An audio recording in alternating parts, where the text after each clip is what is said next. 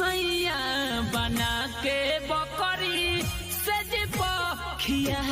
Welcome back to my channel. I hope कि आप लोग अच्छे होंगे। आज फिर मैं क्रेजी भाई के वीडियो पे रिएक्शन करने और जो कि बहुत ही शानदार है, मस्ती से भरपूर। थोड़ा भी वीडियो स्किप न करें और जो भी भाई हमारे चैनल पर नए चैनल को सब्सक्राइब करें, साथ में बेल आइकन दबाएं ताकि जो भी वीडियो अपलोड कर सबसे पहले आप तक पहुंच सके। तो चलिए आज का दमदार वीडियो स्टार्ट करते हैं।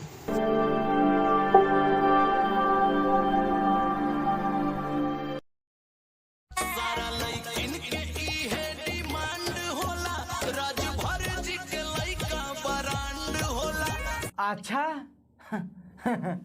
हमार तो सरवा पते ना। अच्छा पता न रहल ब्रांड होला। हां यार एक कैमरा में तब तो सरवा हमू ब्रांडे भनी ना। हमार झाटी के बार भइलो। कैमरामैन क्या बोल दिया क्रेजी भाई को। देखो देखो कैसे डांस कर रहे यार, बकरी बना के कुछ से कुछ सैया बना के बकरी अपेल मतलब क्रेजी भाई इतना खोल के मत बोला करो भाई। सैया बना के बकरी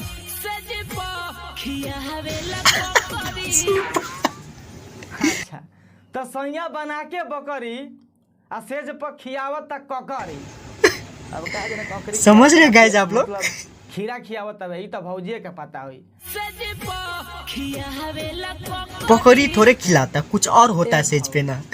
तू अपन सैया वाला ककरिया खा आ चाहे जाके कहीं गान लेवाव। हई लाड़वा का जरिया पीरी पीरी मत कर, नहीं तो कूद के पेलम गणिया तारा पुआ ऐसा फूल जाई। केहू से ना डर हो लब राज भर हो। ई बात नु तू बिल्कुल सही कहतरू भौजी। अगर लभर रखे के बानू तो राजभर बहुत हाड़ा सही में ये बात तो सबको मालूम है। क्रेजी भाई बहुत ही रिलाई करता है। पहले रही तो कहती है कि छिला गइल, हमार लार छिला गई रहे, तहार छिला गई होई, ओकनी के ना छिलाई। हक सर बात नहीं तू पोछे करे ला का रे के तोरा पता बाबा सरवा का हमार छिला गई रहे। इतने पहले रहनी के बहिन तो खुनिया गई रहे। आ तू आ के हमर झटिया शेर जा तोरा गाना गइले बड़ा सब करा के ढील जा और राजभर के लील जा। अरे सरवत नहीं इतना मोटो ना होला कि सब करे का भौजी लील जाई। तो तनी सोच समझ के गाना गावा सन।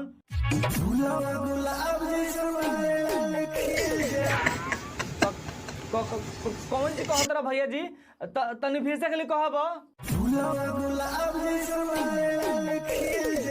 अच्छा हम तो सुनने का सरवा लाड़े लाड़े खिल जा। ये भैया कहता लाले लाले लाले कहता है यार। भैया गावा गावा हम तो कुछ से कुछ आप ही बोल देते गलत भाई। बकरी चरावे गईले रे छोरी, ये कैसा गाना है गाइज। लाड़ में के झांट सरवा भौजी बकरी ना चराई तका घोड़ा चढ़ावो।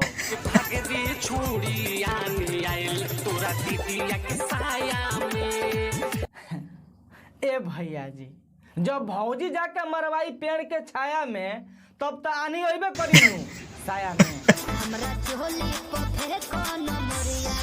गाइज एक बात बोले, भोजपुरी में सिर्फ चोली लांगा पे गाना होता है। लमरिया से खाली कमरिया हिली ना टंगरियो उठी ना। हम जानना चाहता नहीं कि सरवा खाली कमरिया काहे हिली, टंगरिया उठा दो पूरा हिलेगा यार, बॉडी का सारा फिगर हिलेगा।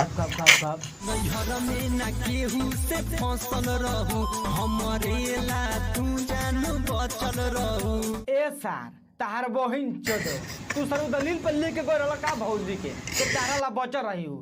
सार झंटूरा कहीं का हितवा कहता हमरे ला बचल रहलू। हट तोर बहिन चोदो।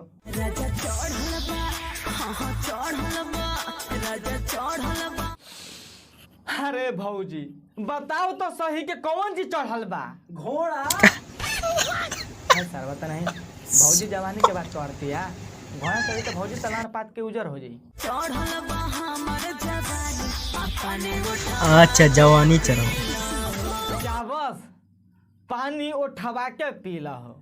घुटवा में पानी होता है क्या? हम तो कभी नहीं सुने यार। लिपस्टिक होता है। आप लोग का किसी का गाइस गर्लफ्रेंड हो तो बताना है। पानी भी होता है, हम भी टेस्ट करेंगे एक दिन। कला कटला से प्यास थोड़ा ना जाला एकरा बढ़िया चढ़ जा गर्दनिया पसारे के आ छुल छुल छुल 3 हाली मुद्दा एकदम सरू के प्यास मिट जाई।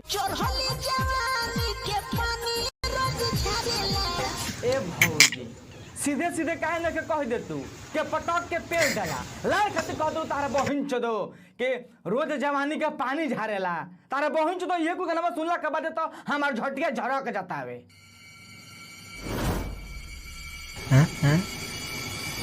हमार झटिया झरक जबरदस्त एडिट किया है, लेकिन यार क्रेजी भाई को मानना पड़ेगा। ना भाई लोग एकरी बहिन चदो ई गाना गावत रहता सारा बा एकरी बहिन चदो मतलब सुनला के बाद कनी कनु मन करता के गोनिया में कूद के फेल दी एकरी बहिन चदो कौन है सारे पापा तोर बाप है बेटी चोर। पापा मामा का तो गलती हो गेला। तू सर्व ऐसा कुल वीडियो बनावत रहे, हमरा तो पते ना रहल। अब ना बने पापा बनावे लाग तू सर्व बचबा तब नु। छोड़ हम पापा। आज क्रेजी भाई अपना पिता से मार खा लिया। इतना गंदा छोड़ दो यार, छोड़ दो कि हम लोग के हंसाने के लिए वो वीडियो बनाता है यार, छोड़ दो।